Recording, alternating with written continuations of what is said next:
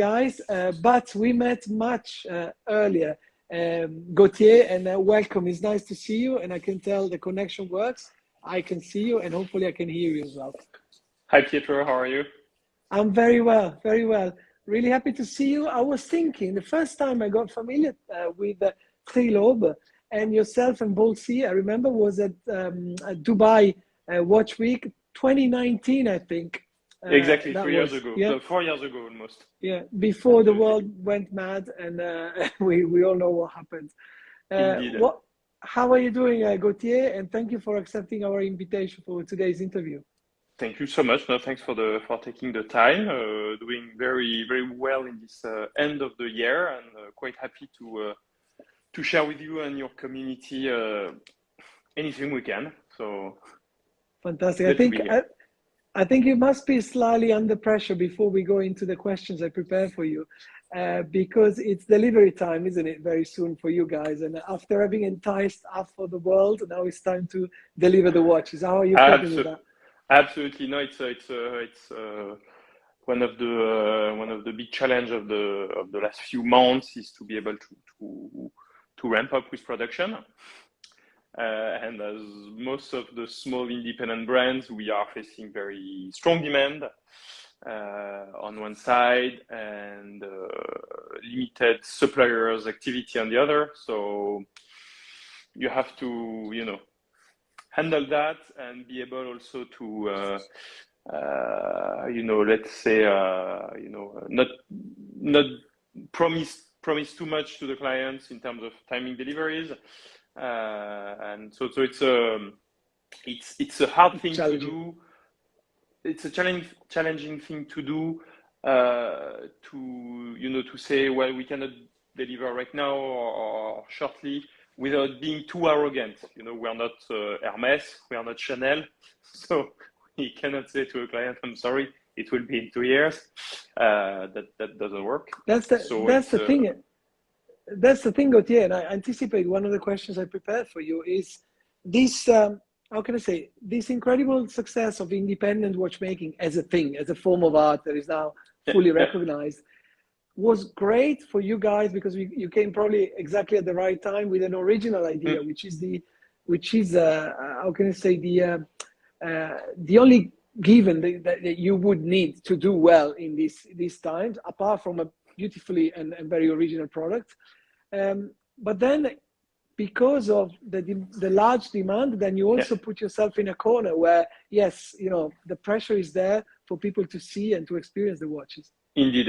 No, it's a big challenge because you have, and I think it's thanks to COVID, you have this community of millions and millions of people who were very interested into watches, but who dove into independent watchmaking, who understood this, little world that there was out there that was very passionate about what they do. So you had that huge community jumping in a very small production community. So of course the demand everybody is facing in this indie part is strong, is a big challenge, and so we have to be able to keep up with the demand, but not too much because there is this risk of losing our souls. And I know you had discussion with Xavier from Czapek, and we're all facing the same kind of issues. So, but it's fascinating, and the first thing is that we love the fact. Sorry, but I know quite a few independents that would have loved to have the same problem 20 years ago, 15 years ago, when things were obviously rough and hard. But it's different challenges, isn't it? Of course. No, but it's a good timing, that's for sure. For those that have, I have not seen you much on video because I think you are really focused on getting the job done now that you have developed an idea that works. Okay. You don't come across as shy, but I would like to know, obviously, a little bit more about your background. You're very young. You are running a very young independent watchmaker now. I know you don't have necessarily, like myself, a watchmaking background. How did it all happen for you, and what was the driver? Sure. No, I don't have this I have two flaws. I don't come from watchmaking, and I'm not Swiss. But I think it's actually two qualities as well. Yeah, I have the same flaws then. Indeed. I mean, I have a background mainly in mathematics, so quite a different background. But I grew up in a family of architects, so I always had this appetence for, for different type of things, playing with the form, the shapes. Sorry, playing with the materials and so on. And as a kid, I grew up I had a grandfather who had all the Marklin little electric trains. I don't know if you see what that is. Yes. The German. Yes. And so, it's twisting that, doing the maquette and all that stuff. So always love the little things. And getting older. So you love the mechanics related to those. Yeah, those love objects, playing with that. I love deconstructing it, making it again, and having it not work, of course.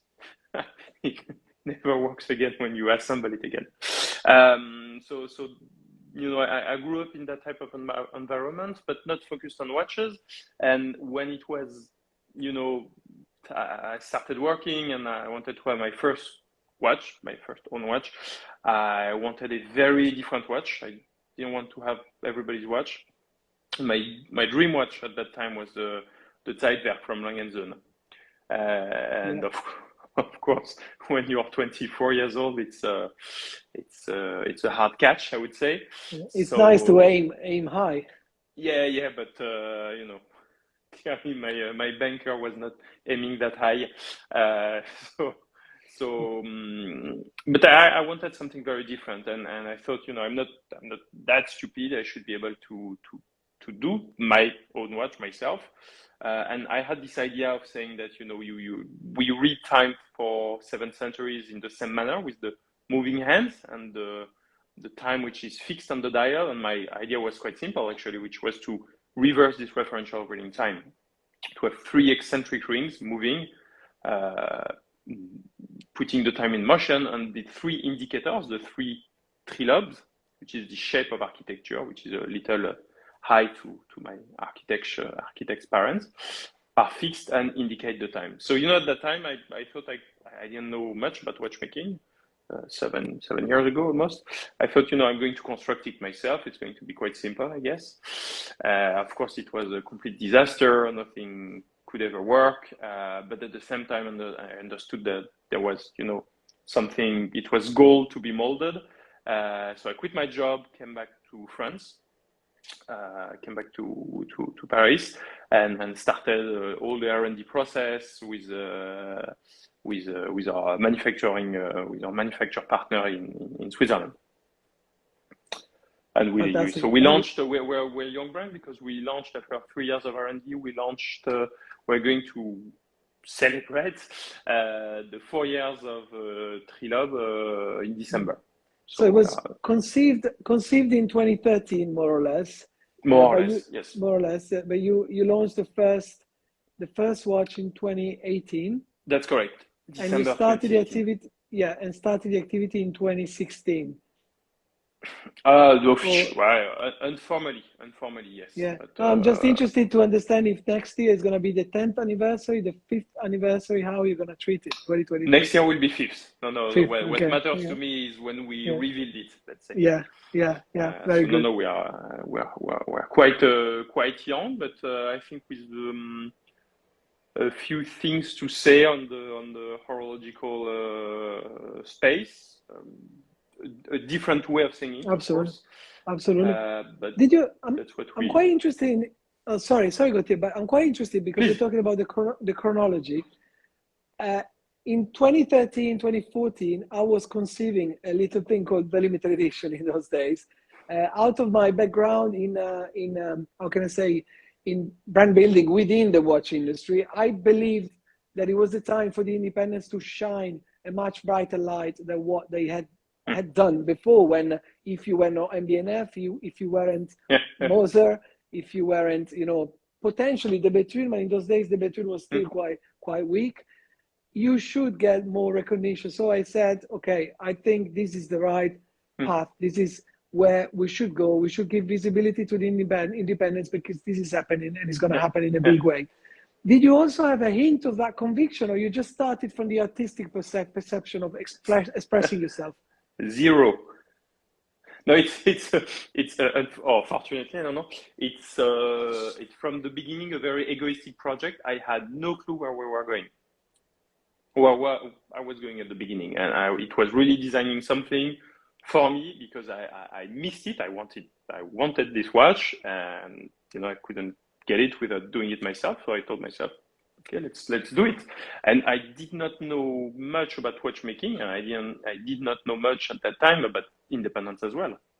When I started drawing that, if you told me about MBNF, I knew a bit about MBNF, but the rest, or even, well. Absolutely. So it was not planned like this. But from a perception of your taste in watchmaking, the fact that you like a piece like the Czapek, for example, which is a piece I adore. I don't talk enough sometimes about what we call mainstream brands, but of course there's a lot to be said about what Lang is doing and has achieved. But the Czapek obviously came across as a very different kind of perspective on how you show the time. How alternatively you can show the time to the usual way with the two hands. Was that something that was inherent to what you were thinking to develop later on, or was it again 100%? Yeah, of course, and that's our philosophy. We will never be able to do a 2 hands or 3 hands watch as well as I don't know, a Patek, a François Paul Journe, any of these guys. So, I don't have this pretension. So my little pretension is to say that I think we can do something great, but in another scope. And that's what I love. I'm not here to do the same as the others. I mean, you have plenty of people who do that extremely well. So I'm not going to do on that territory. So yeah, also from the beginning.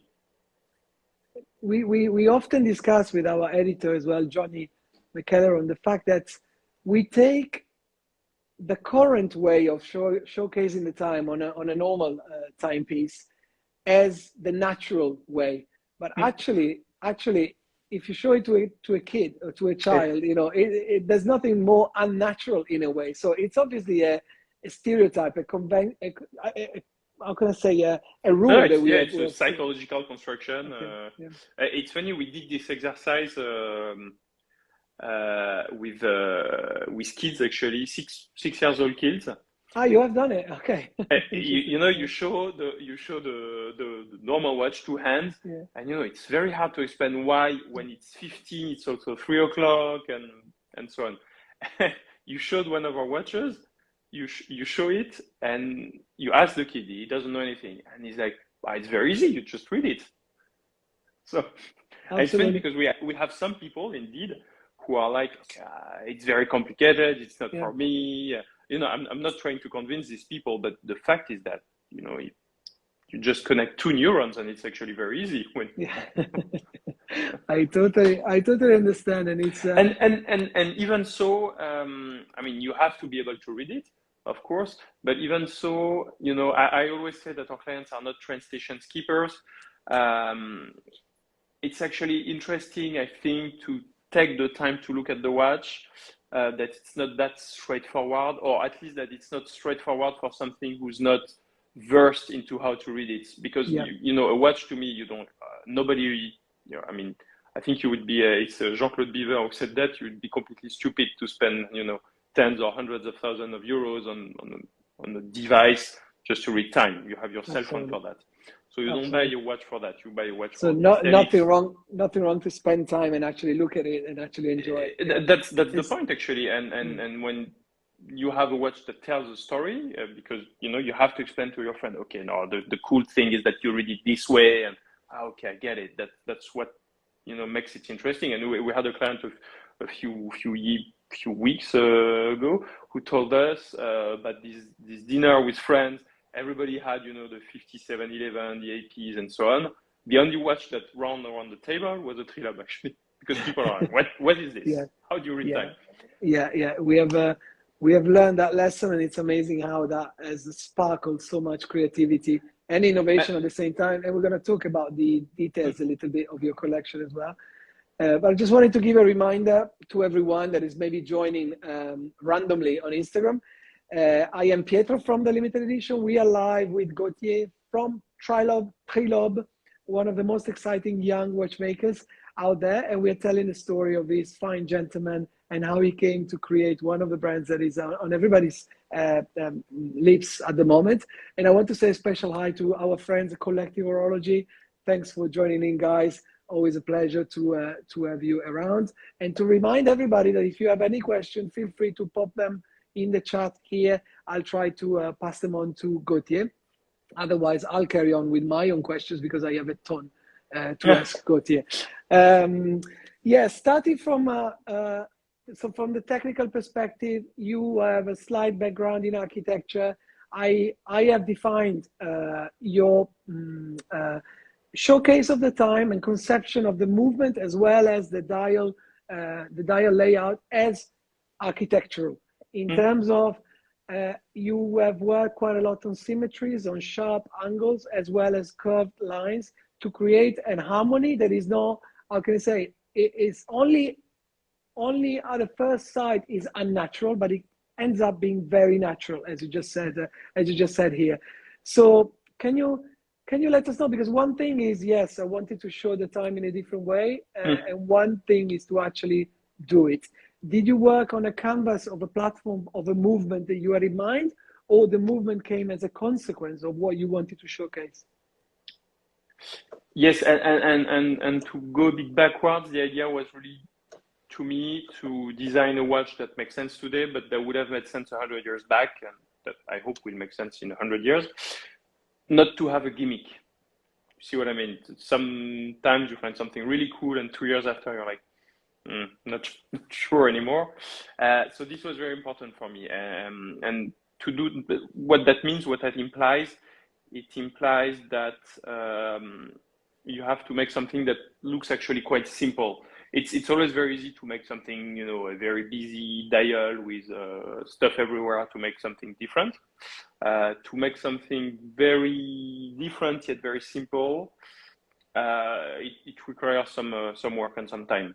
But the architecture of displaying the time is really the basis on which is built then the movement, which is the eccentric movement that I designed, which is it's a micro rotor in-house movement. Very traditional in the beveling of the bridges, but at the same time, the treatment we make is a grained black treatment, so quite modern at the same time. And there is a story. Requires... Sorry to cut you there, but there is a story in regards to when you were trying to turn your ideas into a movement, and a famous meeting with Jean-François Maujon in Switzerland, and obviously. They gave you the platform to be able to turn into reality the idea you had, correct? How important was that moment? Jean-François was, is one of the stars of watchmaking in Switzerland, and the first meeting we had a few years back. We had a 30 minutes meeting planned. I was living in Dubai at that time, so I had my flight. I arrived the morning, and I was supposed to fly back, the day after. And actually, I missed my flight because Jean-François, fell in love with the project, and we stayed. I think I read that on a Hodinkee article, and it's very, very good story. And it really gave a kick. So no, to me, the first driver for me is the aesthetics, upon which you build the techniques, not the other way around. Very interesting. And yeah, for those that obviously, most of the people that are watching this will be familiar with Jean-François Maujon. Obviously, the person related to Chronode. Chronode is one of the edge-cutting movement manufacturers out there, and they're famous for their collaborations with MB&F, Hermès, I think, as well, HYT, Czapek, and obviously they help. How do you explain this? Obviously, Chronode helped you to create your first proprietary movement And no, the chrono health was really on the prototyping of the first series, let's say, okay, which was based, actually the first series was based on, it was a module based on a standard movement. And then to go a bit further, I designed and drew the eccentric movement, which was developed actually by another manufacturer named Le Cercle des Horlogers, 5 minutes nearby, let's say. Yes, famous for their minute repeaters and a highly complicated pieces. Indeed, yeah, they do a lot of incredible minute repeaters finishing for Jacob & Co, for example. And Armin Strom as well, yeah, that's correct, yeah. Fantastic. So the idea was definitely on the concentric discs, and if we sum up a little bit the eccentric. Sorry? Eccentric, actually. Eccentric, yeah, as the name of the movement, correct, yeah.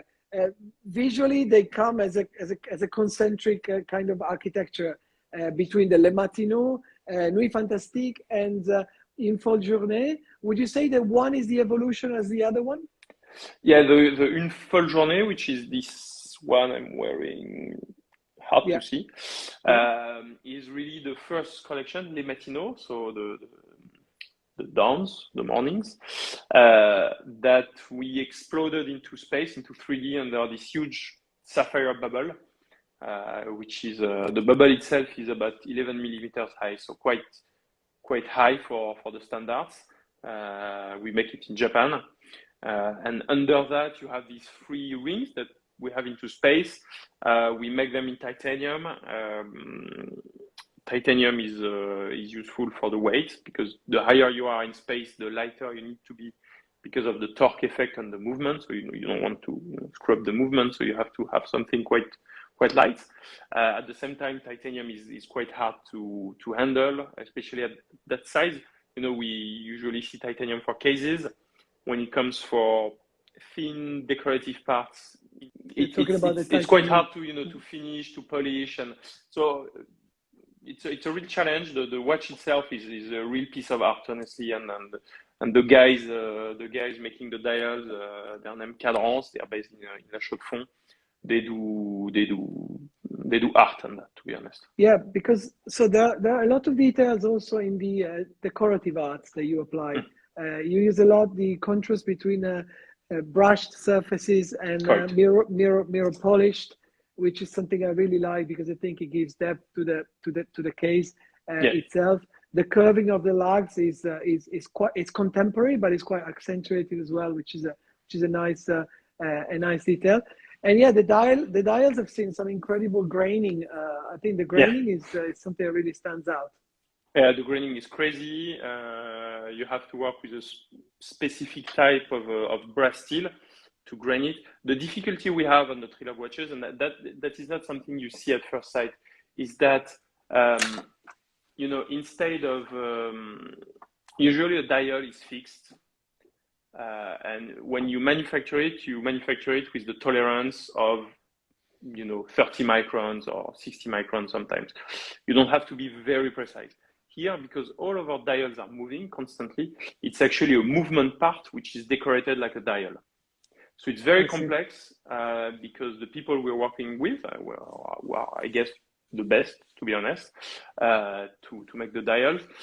Usually they're not used to manufacture that. We manufacture at 6 microns, not 60.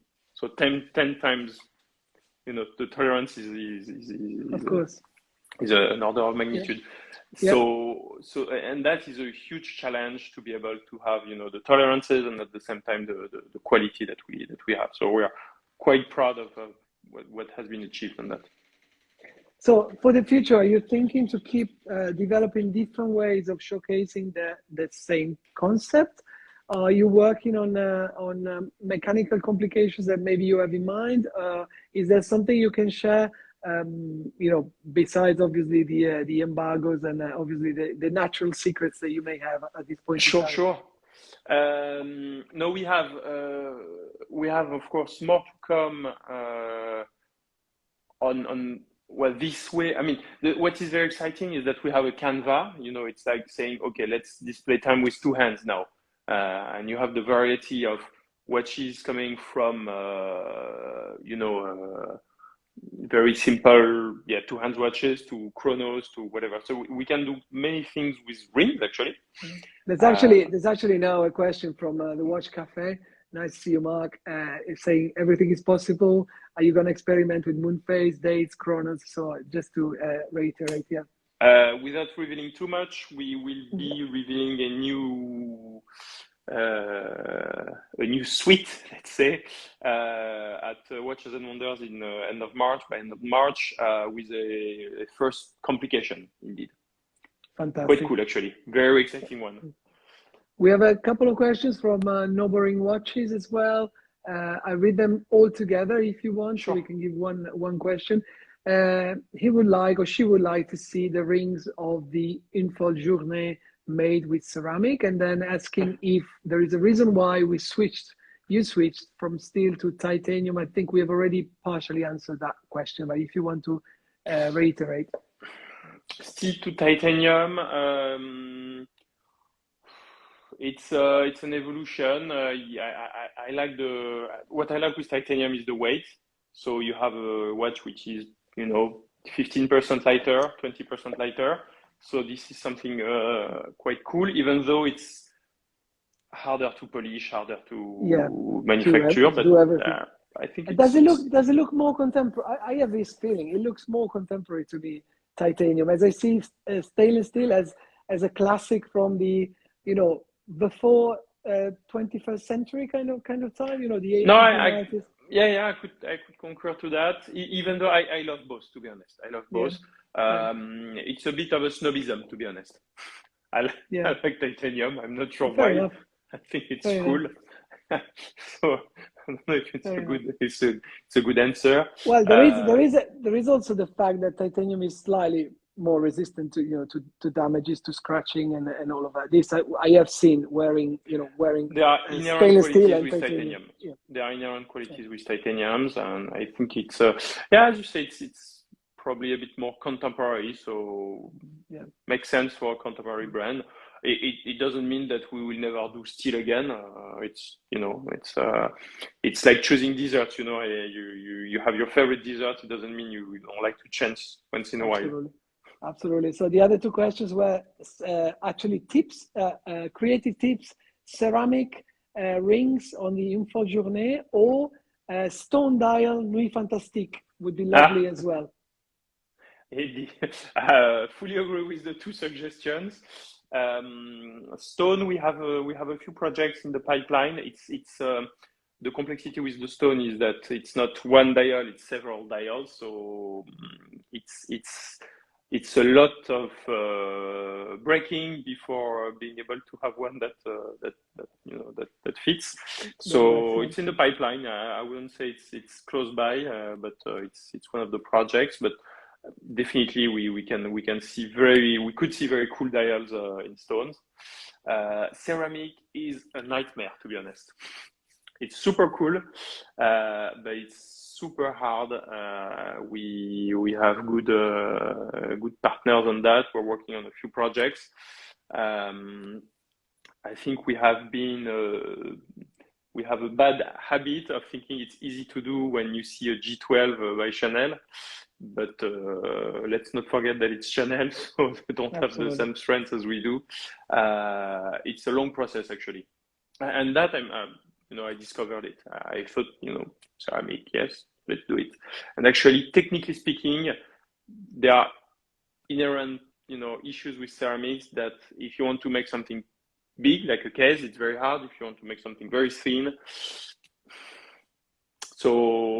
but it's cool. I love it, and trust me, we have a very cool project with ceramic. It will come one day. I don't know when, but when it's ready, but it will be dope, honestly. You are one of the many independents that are not based in Switzerland, which is one of the beauties. The beauties of independent watchmaking is that the number of influences is becoming infinite. However, you are one of the very few based in France, and in Paris specifically.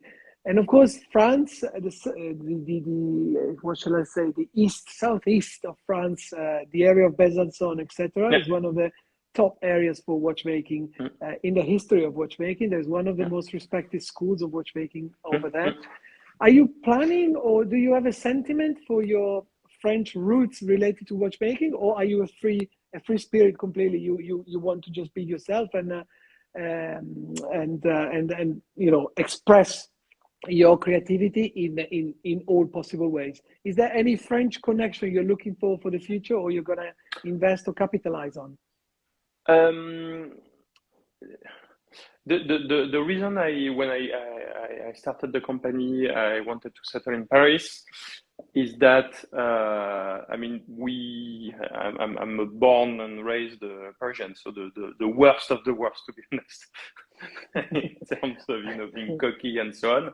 I have family in Paris, so I sympathize. I sympathize. We have thousands of flaws, but one thing that I believe Paris is strong for is that it's a cradle of creativity, and to me that is key in the process of doing things differently.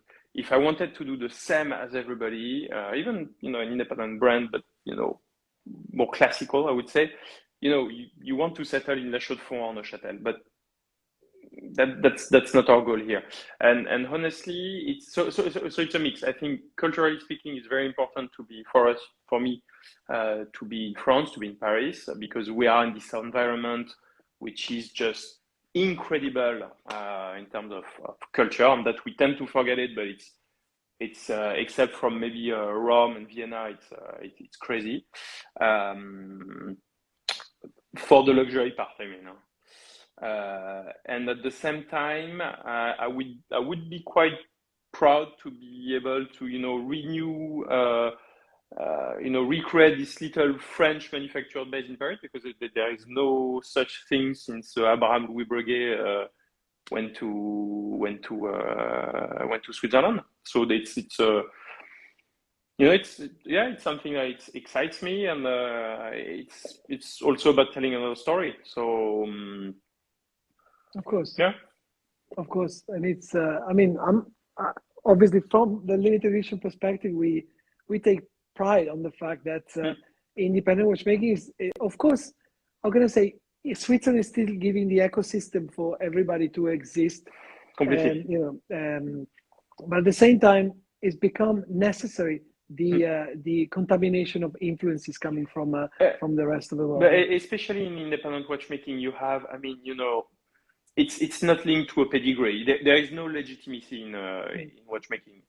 So if you're good at something, it doesn't. Yeah. I don't care if you come from South Carolina, French Guyana, or Russia.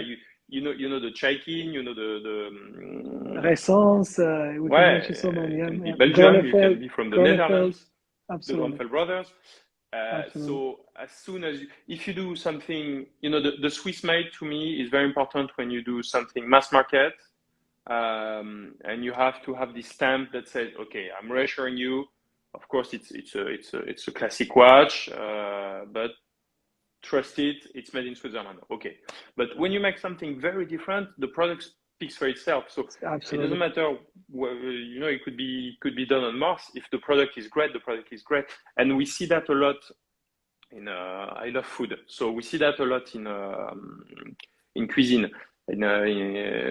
Because French is the cradle of great cooking, but all the great chefs they're not French, and it doesn't matter if you're Japanese or Peruvian. If the food you do is great, the food you do is great. It's I relate so much because obviously being Italian, I live in the UK, and when people ask me for good restaurants or good Italian food, I often mention London as a place where you can have exactly. visit incredible Italian food. Absolutely, so interesting. I had another question, because of course you are looking around, you're aware. You said 10 years ago you weren't, but today you're probably very aware of what's happening in the independent watchmaking environment and in watchmaking in general. Yeah. Is there are other some names that you particularly respect, and even going a step forward, are there some names that have actually inspired you in your path? As it happened to us as well, I started as well a brand new concept in 2015, And I remember that looking around was very important to understand exactly where we wanted to go. Did it happen to you? Does it happen on your creative process, for example? Yeah, of course. We get inspired by the whole industry. So I look at everything.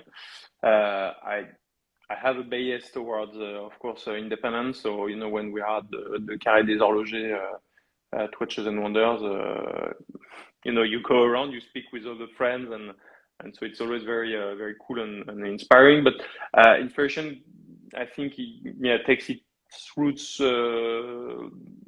beyond that. So I read a lot. I read a lot of sci-fi. I love sci-fi. I think it's a good source of inspiration, actually. So it's not only watchmaking, I would say. Yeah. If you want to do something different, you have to look at different stuff. So different stuff is the independence. Some stuff made by the big one, and you have very interesting things. You were talking about Chronode and Hermès, what they did with the moving satellite that they revealed in March. That is very interesting, I believe. Very different. So there are big names that inspire me in terms of how they build the brand. You look at creatively. When you look at brands like, I don't know, obviously the MDNF, so I'm thinking HYT, for example, for this for this conversation, is like, watchmaking, traditional watchmaking is being currently tested to see if it can cope with how the innovation is fast progressing worldwide. So these new creative vibes and creative inspirations are kind of testing if watchmaking can actually keep the pace in a way. Yeah, and to add on that, inspiration also comes, I think, from the discussion we have with the clients, with the people who love the brand, who give feedback. I saw a few ones passing by the names, and we get. I saw notably Nawaf from Dubai, who gave us very interesting feedback. So it's these discussions are always quite inspiring, because we don't have in French we say science infuse, so we don't know everything. So you are a listener. You're a good listener, rather than how artists could be sometime, where they have their own idea and concept that they would carry on regardless of what happens around. It's a mix. You have to sort out the good brands. Fantastic. Well, listen, Gautier, it's fascinating, and I'm sure we're gonna keep having these conversations. And I am sure that 10 years from now we'll be counting the achievements that you have accomplished. It must be exciting times. You are finalist as well at the Grand Prix de l'Horlogerie, if I'm not mistaken. Yes, with 2 watches actually. Une for Jouvenot. Yes, and are you gonna attend the celebration next event next week? Yeah, you'll be there. Absolutely. Yes, fantastic. Yes. Well, I wish you Fingers all the best. Absolutely. There are watchmakers that have had to wait years and years and years to have the privilege. So that is testament to how much of a great development you've been having in the last few months and years. Yeah. Indeed. So good luck for that. Thank you so much. I wish you to enjoy your weekend, and I want to remind everyone that has been watching this that you can send any questions you want, because I know that most of you watch these afterwards in your own time, which is of course fair enough and quite right to do. So don't hesitate. If you have any questions for Gautier, I'll be very happy to send them across on your behalf. Nawaf, what I'm wearing, it's a bit of a secret. I'm testing a funny one, Nawaf. It's a hybrid between a connected watch and a mechanical watch, because I don't like connected watches. So somebody's trying to make me like a smartwatch with a rotor actually, and with an analog display of the time. But I will tell you more about that in due time when I'm fully convinced this can work for me. But thank you for watching, Nawaf, and say hi to all the boys in Dubai. Always a pleasure. Gautier, once again, thank you very much. Wish you all the best, and thank you so much, Pietro. Very soon. See you soon. Take care. All the best. Bye-bye. Bye. Thank you so much, and thanks everybody. Bye-bye.